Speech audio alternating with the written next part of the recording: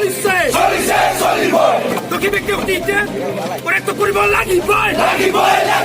অসমের ওপর দাদাগিরি করা বন্ধ করক অসমের ওপর দাদাগিরি করা বন্ধ করক এই যুদ্ধ চলিছে এই সংগ্রাম চলিছে একদম জোরে মারিছে আর পিটিসিটি মারছে না ইয়ার ভিতরে মারিছে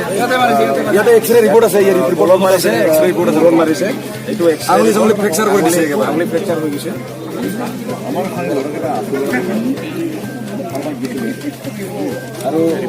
অসম বন্ধ দিয়াতে চেষ্টা পূজা কৰে সদায় অসমৰ আমাৰ বঙাইগাঁৱৰ বিভিন্ন দল সংগঠনৰ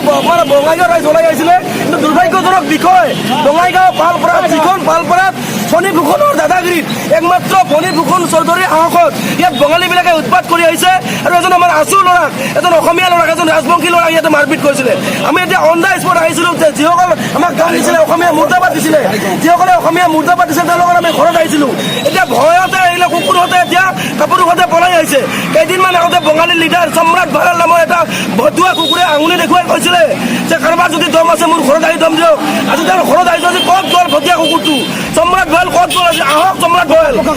পিটিম ইয়াত আমি 24 ঘণ্টাৰ সময় দিছোঁ বঙাইগাঁও আৰক্ষী প্ৰশাসনক Bongaigaon SP Bongaigaon additional SP আমি বঙাইগাঁও আৰক্ষী প্ৰশাসনক 24 ঘণ্টাৰ সময় দিছোঁ 24 ঘণ্টাৰ ভিতৰত যদি সম্ৰাট ভঁৰালক গ্ৰেপ্তাৰ কৰিব নোৱাৰে বঙালী দাদাগিৰি যদি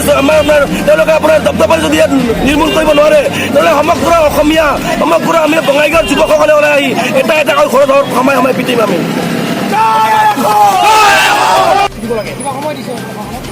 আমি অতিক্ৰিয়া কৰিছোঁ আমি 2 ঘণ্টাৰ ভিতৰত আমি এই দোষী ব্যক্তিসকলক কৰায়ত্ব কৰাৰ কাৰণে দাবী জনাইছোঁ কাৰণ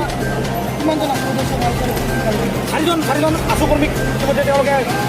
মাৰধৰ কৰিছে তেওঁলোকৰ বাইক ভাঙিছে গতিকে এনেধৰণৰ কাৰ্যক আমি কোনো কাৰণত সহ্য কৰিব নোৱাৰোঁ গতিকে এই 2 ঘণ্টাৰ ভিতৰত যদি দোষী ব্যক্তিক কৰায়ত্ব কৰিব নোৱাৰে তেনেহ'লে কিন্তু বঙাইগাঁও জিলাৰ কোনো ঠাই নানান বঢ়িয়া এজাই আমি ইয়াত গণতান্ত্ৰিক আন্দোলন বাধ্য হ'ম আৰু তাৰ সফলত